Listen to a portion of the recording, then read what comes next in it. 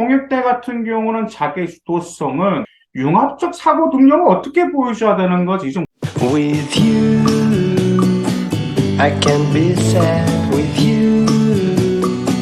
Just take my hand and fly up. 안녕하세요. 맘띵입니다. 이제 오늘은 2024학년도 홍익대학교 어떤 이슈 전형과 서류 평가가 있는지 그 점에 대해서 말씀드리겠습니다.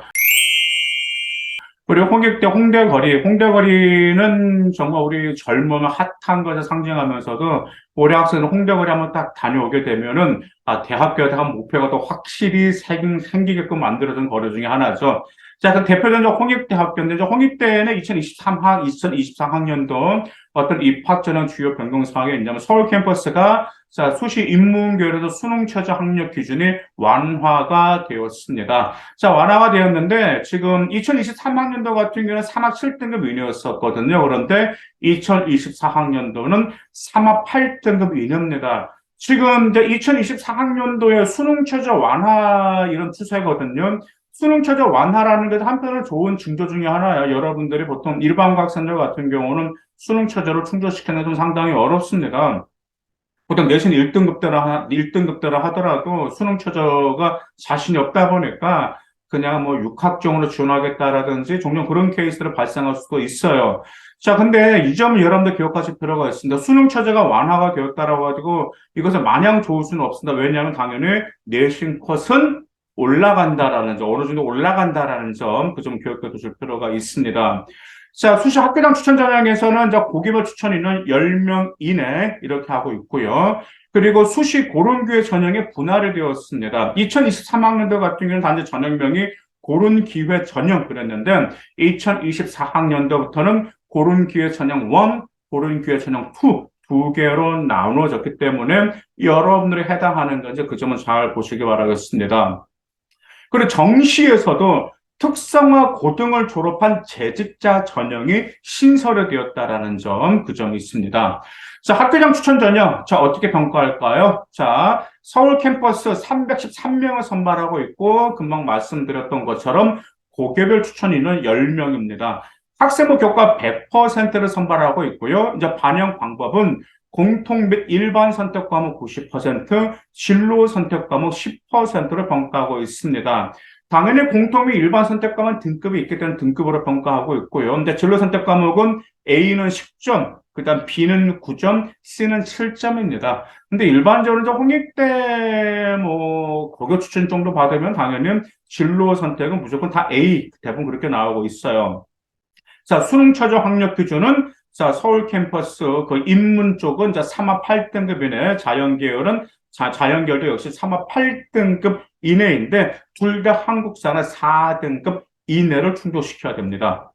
자, 그다음 교과 우수자 전형이 있습니다. 교과 우수자 전형은 당연히 세종 캠퍼스죠. 세종 캠퍼스 349명의 교과 우수자 전형으로 선발하고 있습니다. 학생은 교과 100%고요. 반영 방법은 공통과 일반 선택 과목 90%, 진로 선택 과목 10%, 똑같이 진로 선택 과목 성수동 환산 점수는 A는 10점, B는 9점, 그다음 C는 7점을 반영하고 있고 수능 최저 인문계열은 2합 9등급 이내, 그다음 자연계열 1합 4등급 이내입니다. 그런데 자연계열은 한계 영역 4등급 이내, 그다음 한국사는 응시만 필수입니다. 자, 그 다음에 학교생활 우수자 전형 학종이죠. 서울 캠퍼스 464명, 세종 캠퍼스 217명 선발하고 있고 서류 100% 면접이 없죠. 자, 근데 수능 최저가 있다라는 점이죠. 이화여대하고 똑같이 이화여대도 미래인재 전형이 수능 최저가 면접은 없지만 수능 최저가 있는 것처럼 홍익대도 마찬가지입니다. 하지만 홍익대 세종 캠퍼스는 수능 최저는 없습니다. 수능 최저. 자, 서울 캠퍼스는 이제 인문 3학 8등급 이내, 자연계열 역시 3학 8등급 이내고, 한국사는 4등급 이내, 이렇게 수능 최저가 설정되어 있습니다. 자, 그 다음 미술 우수자 전형. 자, 서울 캠퍼스 290명, 세종 캠퍼스 182명을 선발하고 있고요. 자, 이제 어떻게 선발하고 있냐면 1단계, 2단계 그렇게 나눠져서 1단계에서 학생 교과 20%, 서류 80%고 2단계에선 면접 60%의 비중을 차지하고 있습니다. 면접 60%니까 비중이 어느 정도 있다라 좀 아시겠죠? 자, 서류 평가는 어떻게 하고 있냐?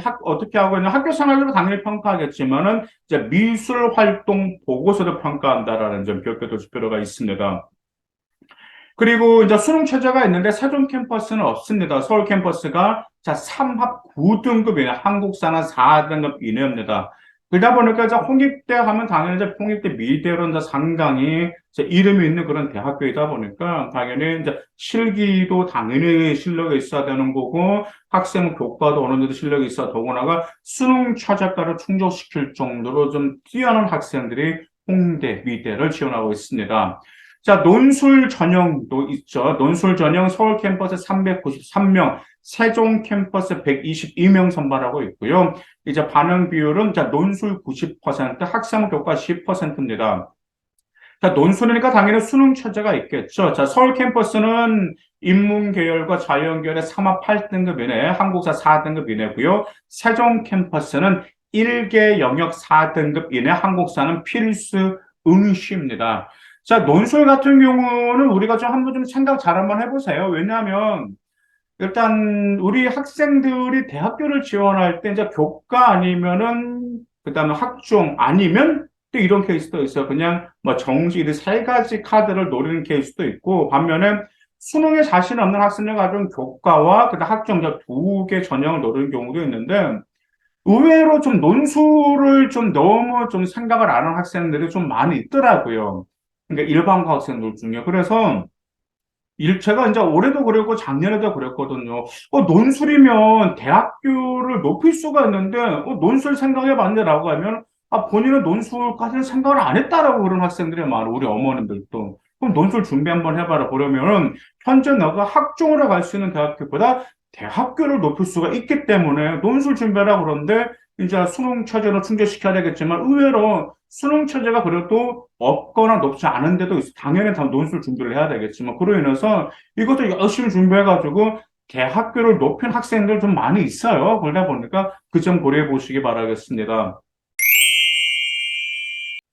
자, 그러면 서류평가를 하고 있는데, 홍역대는 서류평가 어떻게 할까요? 학업 역량 25%, 전공 역량 30%, 발전 가능성 30%, 인성 15%를 평가하고 있습니다. 학업 역량은 학업 성취도, 그 다음 교과 성적 추이, 학업 태도와 학업 의지를 평가를 하고 있는데, 전공 역량의 30%잖아요. 자, 전공 역량 좀 상당히 좀 중요한 편인데, 자, 전공 역량 같은 경우는 말 그대로 전공 관련 소양이라든지 자질, 그 다음에 전공 관련 활동과 경험, 특히 융합적 소양, 자질도 평가하고 있고요. 진로 탐색 활동과 경험도 평가하고 있고, 관련 교과목 이수 및 성취도도 평가하고 있어요. 그러면 이 점은 어떻게 평가를 하고 있냐면, 이제 홍익대 같은 경우는 전공 역량은 전공 이해도와 열정을 평가를 하고 있는데, 그 열정을 어떻게 평가하냐면, 전공과 관련해서 호기심을 충족시키기 위한 노력, 충족시키기 위해서 노력한 그 과정과 경험을 평가를 하고 있습니다. 호기심을 충족시킨다는 과정을 여러분들 어떻게 보여줄지라고 좀 궁금하신 분들이 많은데, 이거 만들려면 많아요. 여러분들 자율활동에서 많이 만들 수도 있고, 동아리활동에서 만들 수도 있고, 공동교육 과정에서 만들 수도 있고, 소인수 과목은 많이 만들 수 있다 보니까, 이 점에 있어서 당연히 이제 교내 활동에서 호기심이 생겨야 되겠죠. 그 점을 여러분들이 미리 잘 계획하실 필요가 있습니다. 그 다음에 제가 융합적 소양과 그 및 자질이 중요하다고 그랬었죠. 대체 융합적 사고 능력을 어떻게 보여줘야 되는 거지? 좀 궁금해 하시는 분들이 많아요. 우리 어머님들도 알고 우리 아이들도 있거든. 그래, 융합적 사고력이 중요하다. 근데 이거 어떻게 보여주고 있냐면, 자, 이것은 교과목끼리 융합하는 게 있습니다. 과목과 과목끼리 융합하는 것도 있고요.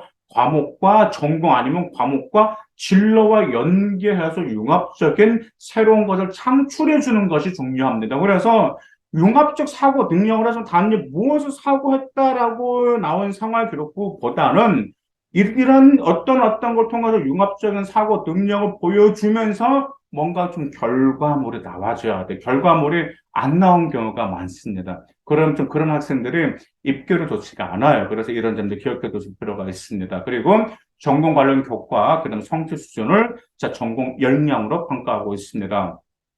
그다음 발전 가능성도 30%죠. 발전 가능성은 이제 자기 주도성, 리더십과 소통 능력, 그다음에 활동의 참여도 및 열정을 평가하고 있는데요.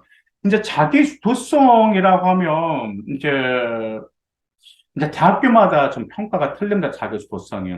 어떤 대학교 같은 경우는 자기 주도성 어떻게 평가하냐면 자기 진로를 개척하기 위해서 전공 관련해서 도전적인 일을 했는지 이렇게 평가하는 경우도 있고, 그다음에 학업 역량에 있어서도 그냥 정말 그 도전적인 과정에 있는 이렇게도 평가하고 있는데, 이제 홍익대 같은 경우는 자기 주도성은 타 학문과 융합할 수 있는 소통 능력을 평가하고 있어요. 타 학문과. 좀 차이가 있죠. 학문과 그러니까 아까 전공 역량에서 평가하는 게 무엇이 있었다라고 그랬었죠. 융합적 소양 및 자질을 평가하고 있고 발전 가능성에서도 자기 주도성이 뭘 평가하고 있다고요. 타 학문과 융합할 수 있는 소통력. 그래서 이 홍익대 같은 경우 학교 간 아이들 같은 경우 융합적인 역량을 좀 많이 보였던 아이들. 더구나가 전공 역량 30%, 발전은 30%. 두 개 합쳐서 60%는 상당히 높은 편이기 때문에 여러분들의 과목과 과목끼리 타학문과 융합할 수 있는 이런 점들을 생활교육부로 어떻게 보여줄 것인지, 좀 그 다음에 진로 관련 어떻게 개척할 것인지 여러분들 그 점을 좀 고심하실 필요가 있습니다. 그리고 이제 인성은 이제 성실성, 그다음 도덕성, 나눔과 배려 평가하고 있는데 반면에 좀 변별력이 좀 작은 편이에요. 전공 역량과 발전 가능성 아시다시피 이제 뭐 60%가 가장 중요하죠. 그래서 전공 역량은 이제 이렇게 요약하면 전공 역량은 이제 대학교 입학하고 나서 필요한 역량을 평가하고 있고 발전 가능성은 다른 대학교와 달리 타 학문과 융합할 수 있는 소통 역량을 평가한다라는 점, 그 점 기억하실 필요가 있습니다. 그리고 이제 홍익대를 지원한 학생들 같은 경우는 내신권이 다 비슷비슷합니다. 거기 비슷비슷하다라는 게 학업 역량 비슷비슷하죠. 그래서 학업 역량이 비슷하면 전공 역량에서 변별력이 발생한다는 기억하실 필요가 있어요. 그래서 홍익대가 목표한 학생이라면 학업 역량은 대략 어느 정도 컷이 되기 때문에 지원하는 거죠. 그러면 무엇이 중요하다? 전공 역량이 중요하다라는 그 점 꼭 기억해 두시고 생활기록부 미리 점검하고 잘 계획하시길 바라겠습니다. 감사합니다.